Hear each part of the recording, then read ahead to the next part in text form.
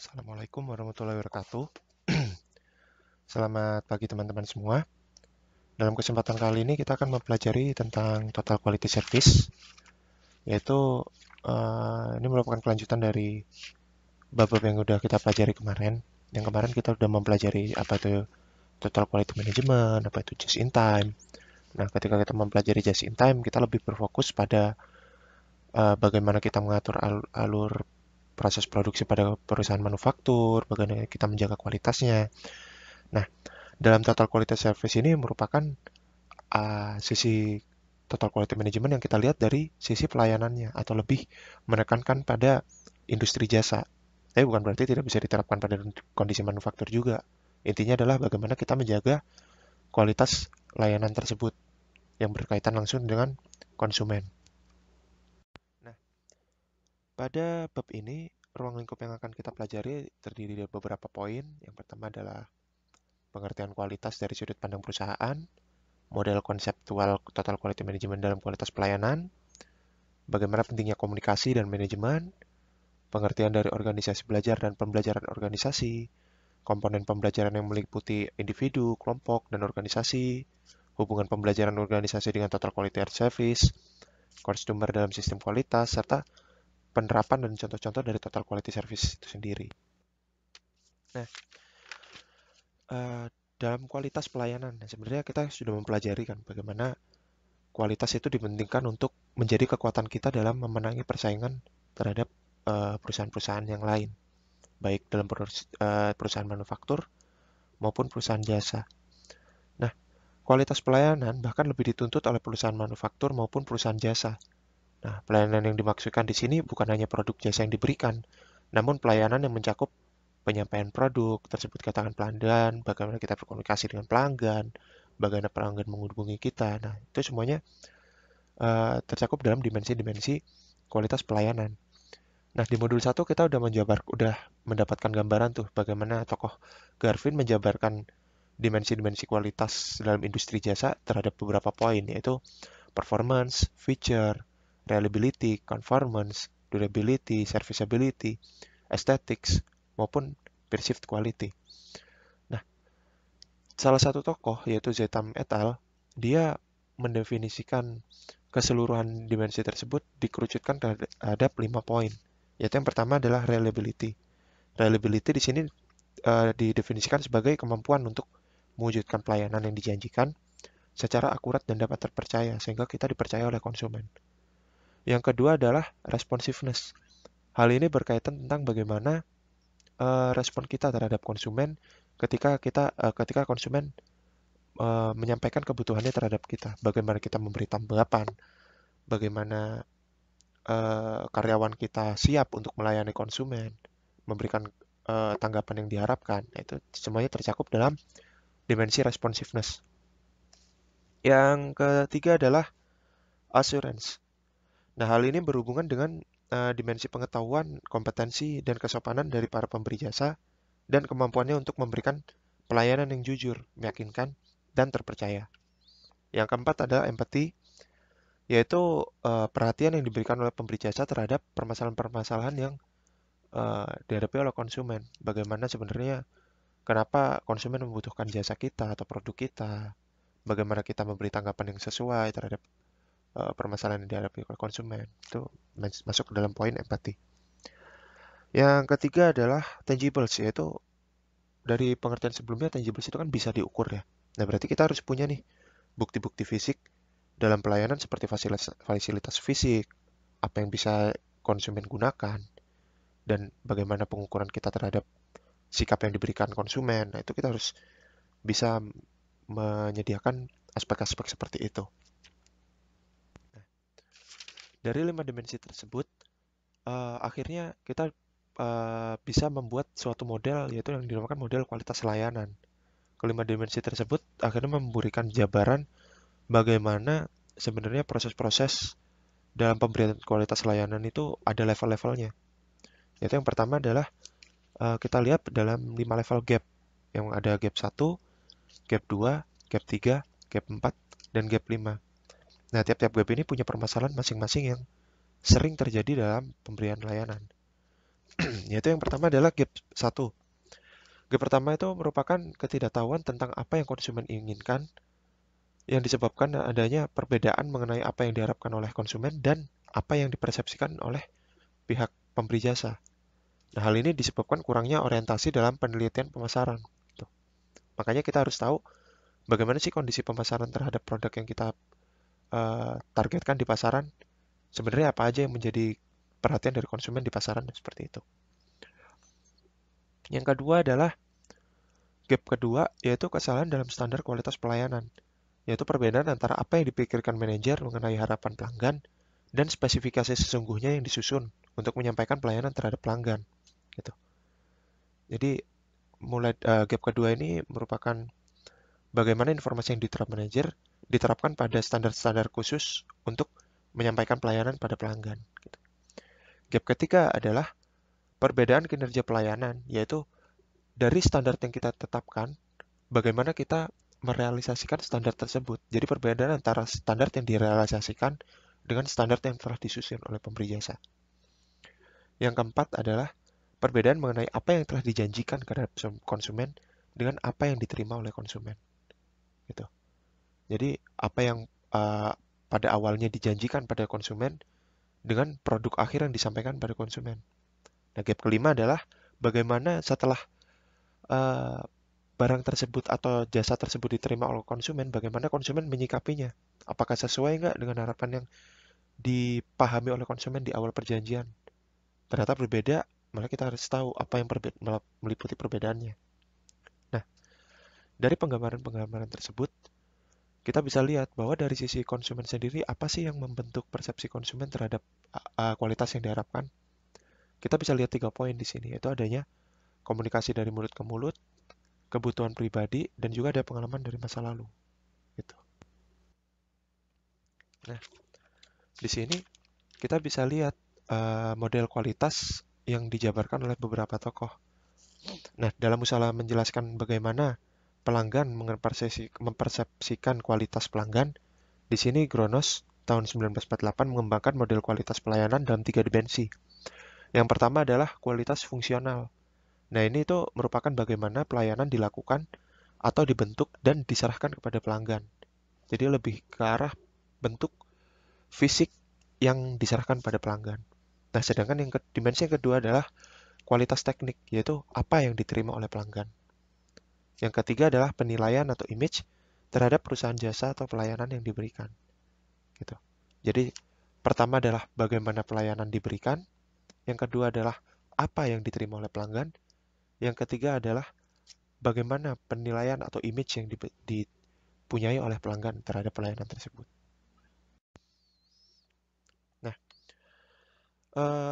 di sini tokoh Suresh Sandar tahun 2001 mengidentifikasi adanya beberapa dimensi penting dalam TKS dari perspektif manajemen. Nah, di sini ada 12 dimensi penting yang juga merupakan dimensi dalam TKM di lingkungan organisasi jasa. Dimensi tersebut adalah yang pertama, komitmen manajemen puncak dan kepemimpinan visioner. Nah, ini merupakan prasyarat tercapainya kesuksesan dari implementasi Total Quality Service. Pengimplementasi Total Quality Service ini harus dimulai dari puncak.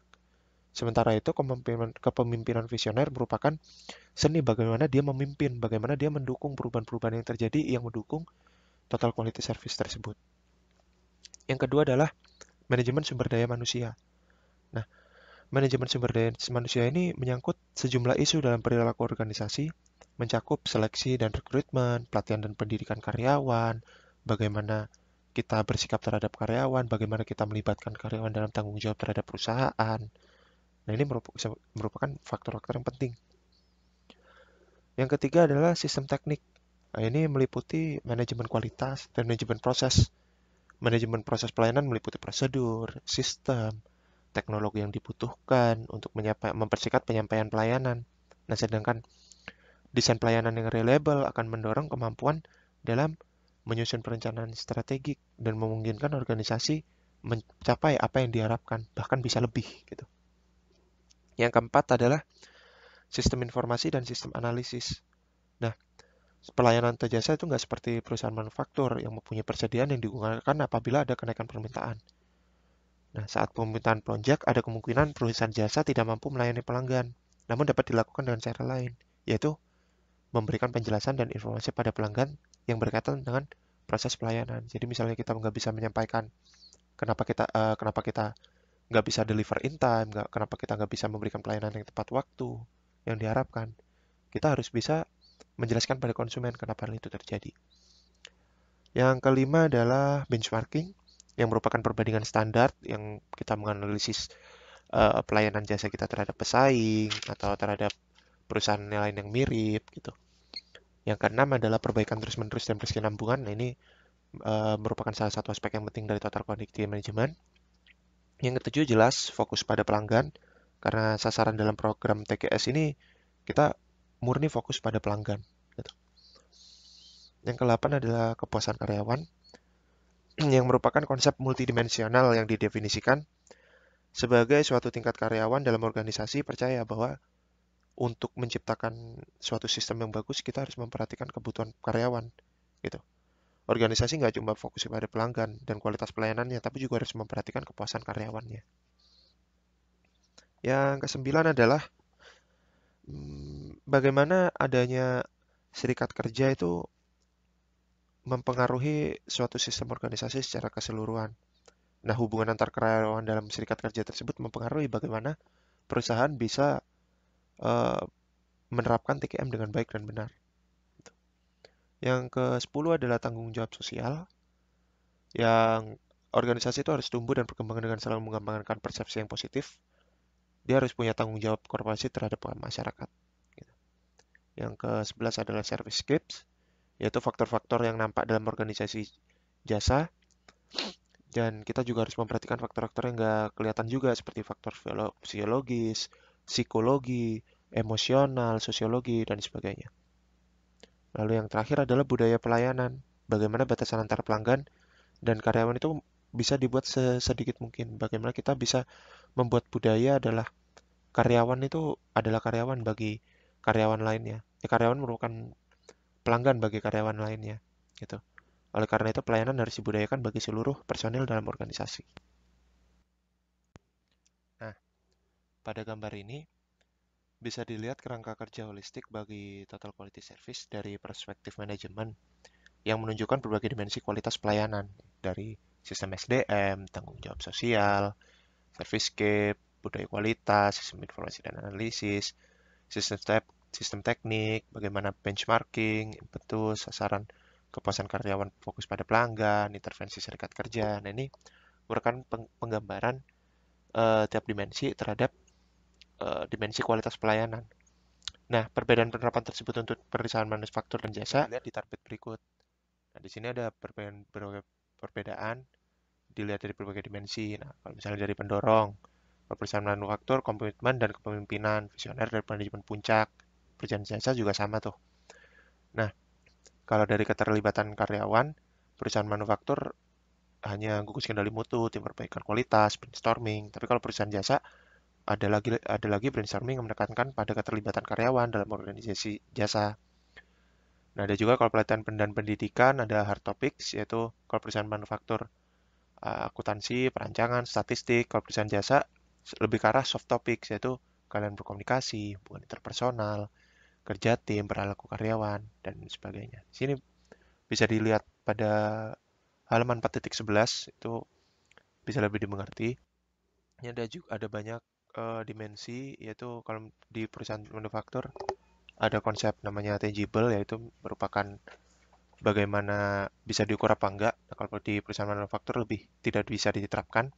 Tapi kalau di perusahaan jasa, tangible-nya bisa dilihat tuh, yaitu kondisi seperti suhu kantor, ventilasi, kegaduhan, simbol iklan, dan layout. Nah, kemudian kalau ada pada benchmarkingnya, kalau perusahaan manufaktur ada karakteristik produk, proses, biaya, strategi. Kalau perusahaan jasa itu ciri keperilakuan, seperti kepuasan pelanggan, kepuasan karyawan, kualitas pelayanan, dan sebagainya. Nah, satu hal yang penting di sini adalah pentingnya dari komunikasi dan manajemen. Nah, di sini komunikasi itu apa sih sebenarnya? Kan kalau dalam definisi awalnya, komunikasi merupakan proses pengiriman pesan dan penerimaan pesan. Nah, itu jadi pasti minimal ada dua pihak terlibat, yaitu pihak penerima pesan dan pihak menerima pesan. Nah, hubungan antara pengirim dan penerima pesan ini bukan berarti lancar tanpa hambatan, pasti ada hambatan-hambatan yang berpengaruh. Nah, dalam perusahaan atau organisasi yang akan melakukan perbaikan kualitas, kegiatan komunikasi ini penting sekali untuk dilaksanakan secara efektif.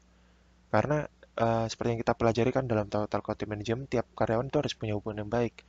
Hubungan yang baik ini hanya bisa terjadi kalau ada komunikasi yang baik. Oleh karena itu, komunikasi menjadi salah satu elemen yang paling penting dalam uh, suatu perusahaan yang terutama dalam sistem pelayanannya. Nah, komunikasi ini bukan hanya terkait antara hubungan internal aja, tapi juga terkait dengan hubungan eksternal, yaitu bagaimana antara karyawan dan konsumen.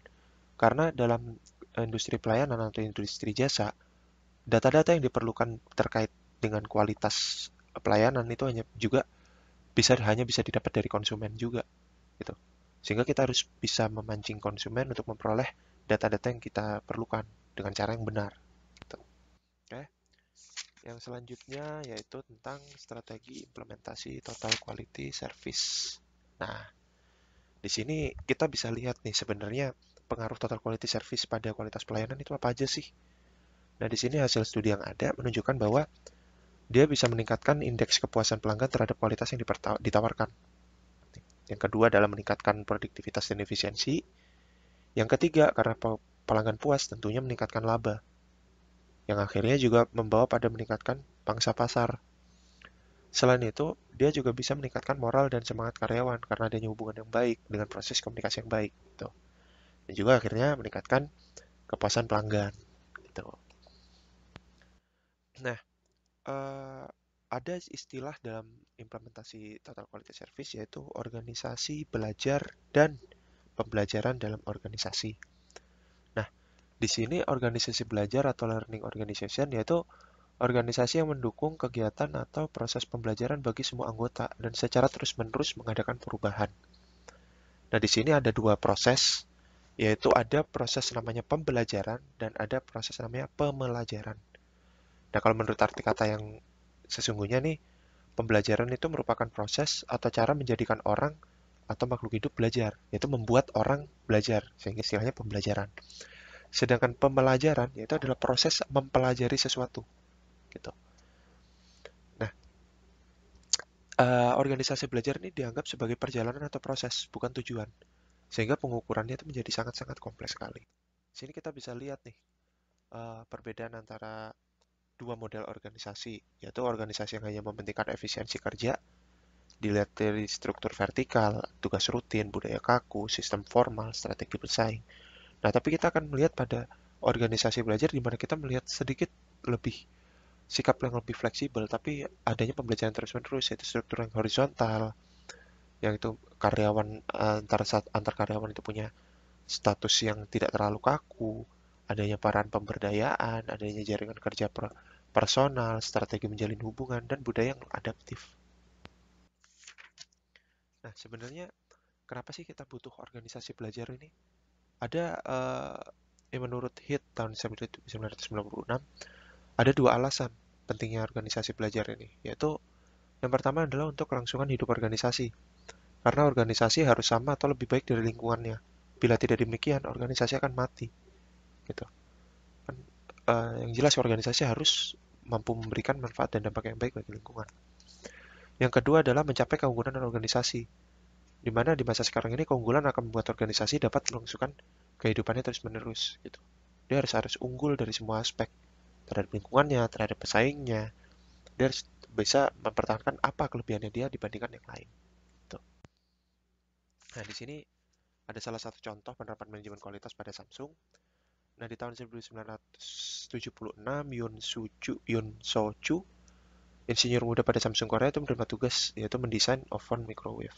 Dia belajar ke USA untuk melihat bagaimana sih sebenarnya struktur oven microwave ini. Nah, dia akhirnya membentuk tim untuk mendesain oven microwave dan mulai mempelajari bagaimana cara pembuatannya. Nah, dia butuh 80 jam kerja per minggu untuk menyelesaikan prototipe pertama. Nah, tim produksi pertama dia uh, coba terus belajar membuat oven satu demi satu, kemudian karyawan lain juga belajar. Akhirnya sehari waktu ke waktu cenderung meningkat. Sampai akhirnya dia bisa memproduksi 10 unit oven per hari. sampai 15 unit oven dan terus meningkat. Dan ternyata bisa diterima oleh pasaran gitu. Akhirnya pada tahun 1983 dia bisa mencapai 750.000 unit dan terus meningkat hingga 1 juta unit. Dengan kondisi tersebut, manajemen merayakan keberhasilan mereka. Di masa mendatang, perusahaan akan kembali melihat peningkatan produksi melalui perbaikan kualitas dan peningkatan biaya tersebut. Ini salah satu contohnya. Nah, selain itu, organisasi belajar juga punya tingkatan yang lebih tinggi dan lebih luas daripada pembelajaran organisasi. Mereka punya sistem yang namanya analisa pembelajaran. Nah, ini berkaitan dengan proses pembelajaran organisasi. Yang pertama adalah externalizing. Nah, ini merupakan tahapan bagaimana seorang individu itu mampu mengkomunikasikan pengetahuan yang dimilikinya. Jadi, dari seseorang yang punya pengetahuan, dia mampu mengeksternalkan, mengeluarkan ilmu-ilmu tersebut terhadap karyawan yang lain. Yang kedua adalah objectifying terhadap pengetahuan tersebut ke dalam pengetahuan organisasi sehingga dapat diterima sebagai sesuatu yang benar. Jadi dari pengetahuan individu naik ke pengetahuan organisasi. Yang kedua adalah internalizing, yaitu terhadap pengetahuan organisasi melalui anggota organisasi. Jadi mulai dari satu individu naik ke pengetahuan organisasi dan akhirnya kembali disebarkan ke anggota yang lain gitu sebagai suatu ilmu yang baru.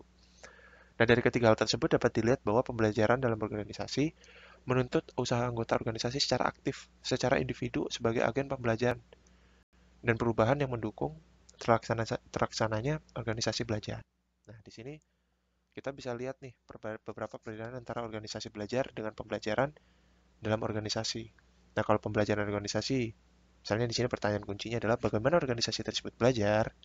Tapi kalau organisasi belajar, bagaimana seharusnya organisasi tersebut belajar. Dari hasilnya juga, kalau misalnya pembelajaran dalam organisasi, perubahan organisasi secara kuat. Kalau organisasi belajar, perbaikan organisasi. Dari sumber informasi, adanya pengumpulan data secara teratur, dan dari organisasi belajar, ada pengalaman yang bermanfaat. Nah, ini lebih bisa dilihat di halaman 4.27. Di sini kita bisa melihat bagaimana pembelajaran dalam organisasi dan organisasi belajar gitu. Dimana kita melihat pembelajaran dalam organisasi lebih ke arah individu yang terus belajar dan organisasi belajar itu merupakan pengumpulan dari seluruh individu-individu yang belajar tersebut hingga akhirnya mengubah organisasi tersebut gitu.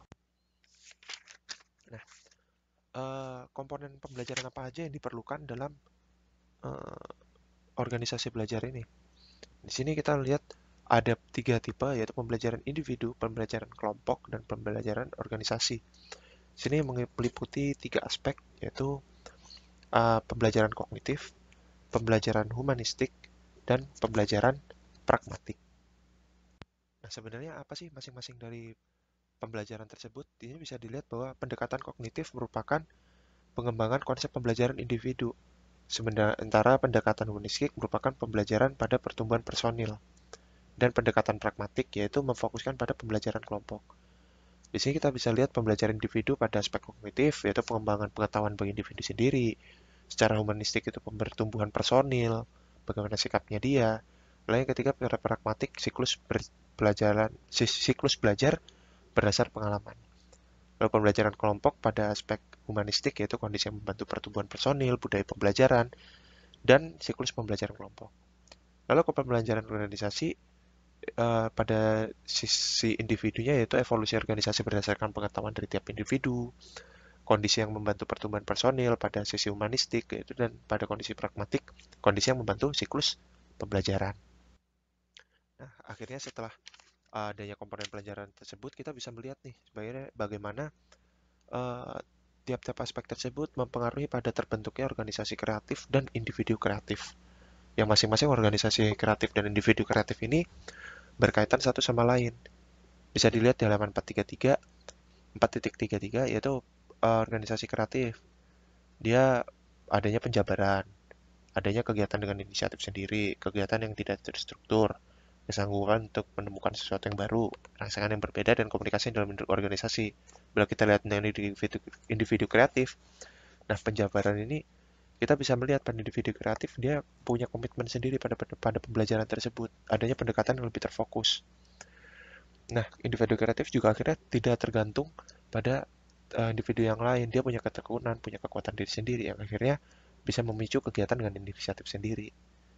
Nah, tiap-tiap aspek ini bisa kita lihat dia mempengaruhi satu sama lain, mulai dari level individu kreatif, akhirnya mempengaruhi organisasi yang kreatif gitu.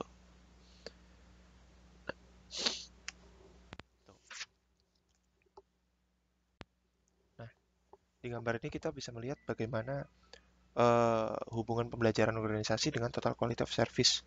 Dari gambar ini terlihat bahwa budaya pembelajaran dan budaya total quality sama-sama digunakan untuk mencapai tujuan dan kesempurnaan. Dengan inisiatif untuk mewujudkan kualitas melalui orientasi pada pelanggan, tindakan pencegahan, perhatian dan pengembangan karyawan, serta kepemimpinan, maka dilakukan continuous improvement untuk mewujudkan budaya tersebut. Nah, perilaku organisasi maupun lingkungan eksternal di sini berfungsi sebagai faktor pendukung. Nah, di sini kita bisa melihat perbandingan organisasi belajar dengan organisasi TKM, di mana organisasi belajar menurut Garvin 1991 nih kita melihat adanya aspek kepemimpinan di sini. Namun pada organisasi organisasi TKM kita melihat aspek kepemimpinan, namun pada organisasi belajar kita membangun visi bersama. Lalu pada TKM kita melihat pengembangan sumber daya manusia, kita pada organisasi belajar kita ada pelajaran secara tim dan penguasaan diri secara pribadi. Pada informasi dan analisis dan perbaikan proses TKM, kita ada bekerja dengan model perbaikan mental. Dan juga pada TKM kita ada fokus pada pelanggan, performa organisasi, perencanaan strategi. Pada organisasi belajar kita berpikir secara sistem. Lalu ada juga performansi organisasi pada TKM. Organisasi belajar pun tujuannya sama, yaitu performansi organisasi yang meningkat.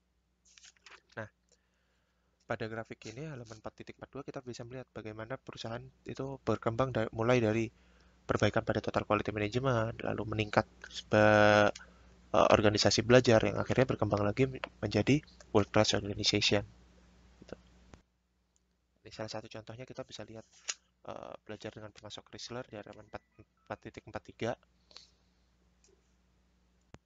Nah, di sini perusahaan Chrysler ingin melibatkan pemasok sejak proses perancangan produknya karena akan lebih menghemat biaya. Nah, konsekuensinya tapi dia harus menggunakan bahan baku dan teknologi baru dan proses gitu. Nah, pada tahun 1989, Chrysler mulai melakukan langkah untuk menjalin hubungan kerjasama dengan pemasok. Nah, catatan yang diambil sederhana, di mana perusahaan mobil menurunkan biaya dengan menekan margin pemasok, maka Chrysler akan mewujudkan impiannya itu. Hal ini dapat mendapatkan keuntungan yaitu pemasok dapat menyimpan uangnya, sedangkan Chrysler mendapatkan bahan baku yang lebih murah. Nah, tentu aja perusahaan tidak ingin pemasok mengurangi pasokan walaupun kualitasnya tetap sama. Nah, kenyataannya, hal ini bisa menghemat total pengeluaran mencapai 2, miliar dolar bagi Chrysler. Tuh. Nah, selanjutnya kita akan mempelajari tentang pelanggan. Nah, di sini uh, tentunya dari produk yang kita hasilkan akan mempengaruhi kan sebenarnya produk kita memenuhi spesifikasi untuk pelanggan nggak, atau jangan-jangan produk kita tidak memenuhi spesifikasi.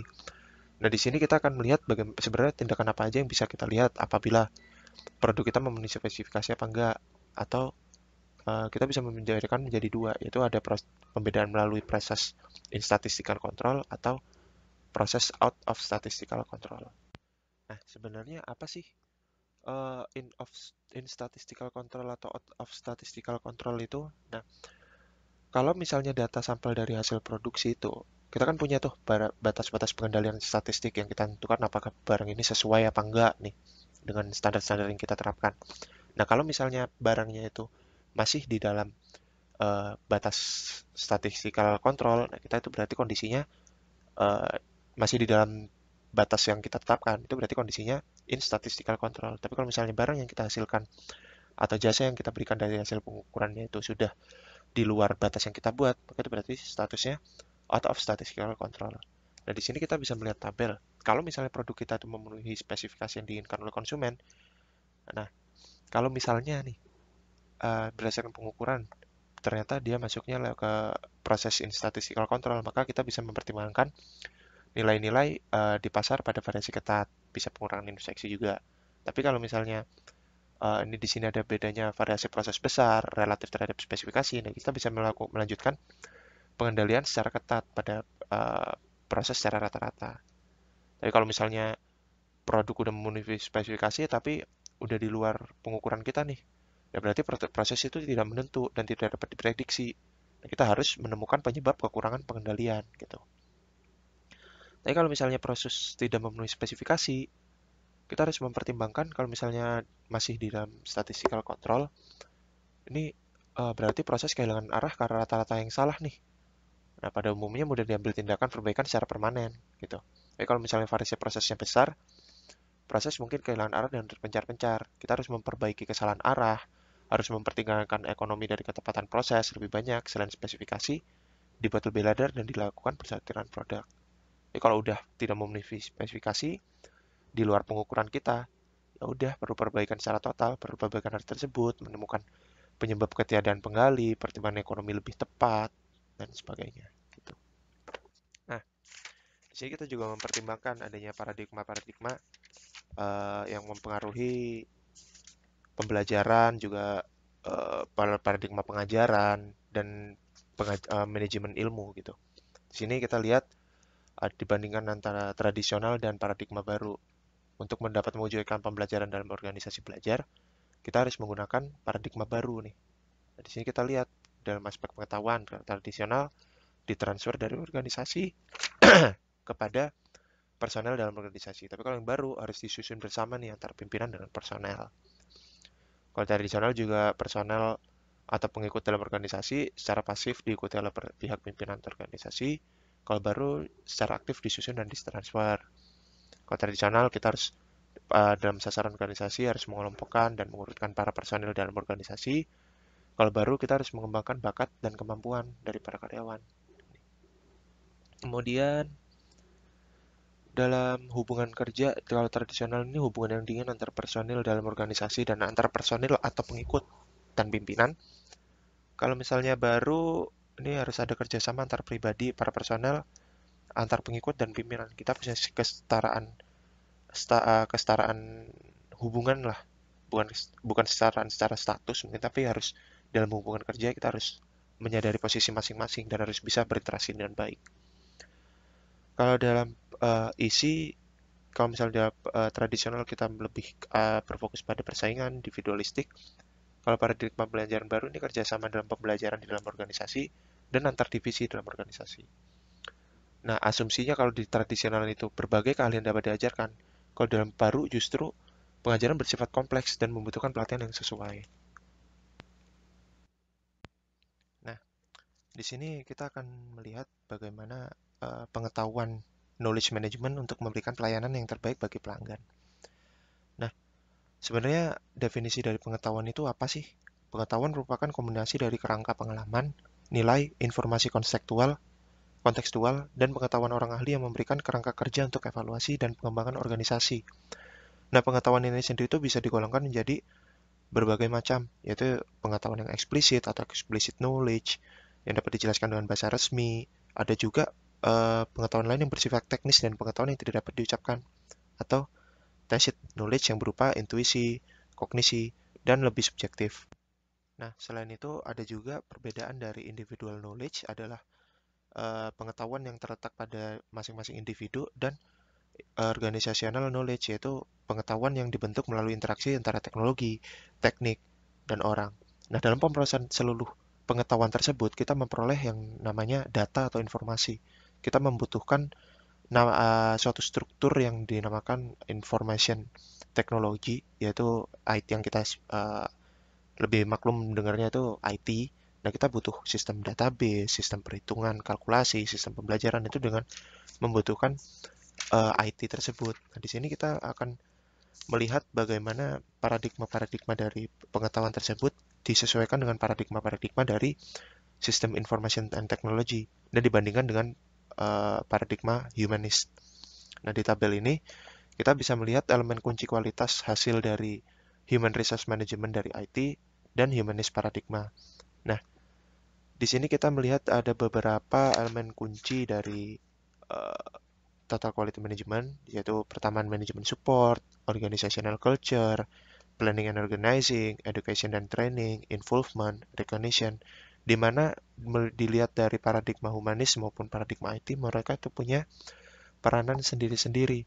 Di salah satu contohnya di manajemen support, mereka punya explicit knowledge, maksudnya pengetahuan yang diperoleh dari data, dan pengetahuan tersebut sudah diatur secara rapi dengan menggunakan kekuatan dari information technology, di-manage secara rapi oleh IT, dan uh, keuntungan secara kompetitif kita punya tuh informasinya di IT semua. Tapi dilihat dari sisi humanisnya, kita punya kemampuan teknis di orang-orang kita. Kita punya kemampuan dari para karyawan, kita punya kemampuan untuk memanage dari karyawan, kita juga punya sisi eh, keuntungan sendiri dari para karyawan. Sehingga kita melihat bahwa di tiap-tiap paradigma, tiap-tiap dari sisi karyawan sendiri atau dari sisi IT-nya sendiri, kita tahu bahwa mereka itu memegang peranan yang penting dalam penerapan total quality di dalam satu perusahaan. Itu salah satu contoh dari manajemen support. Nah, contoh dari yang lainnya nih, dari planning dan organizing, kita punya komputer software atau komputer hardware untuk membuat timeline, untuk mengatur perhitungan eh, sumber daya, perhitungan duit, dan sebagainya. Kita punya database, kita punya strategi atau taktik yang bisa diberikan oleh software. Nah, tapi dari orang-orang sendiri kita bisa punya kekuatan dari komunikasi antar orang, yaitu komunikasi formal maupun informal. Kita bisa melihat suatu proses pembentukan komite untuk planning dan organizing. Itu kita punya juga kemampuan teknis, kita punya strategi-strategi pengembangan yang cuma bisa dimiliki oleh karyawan.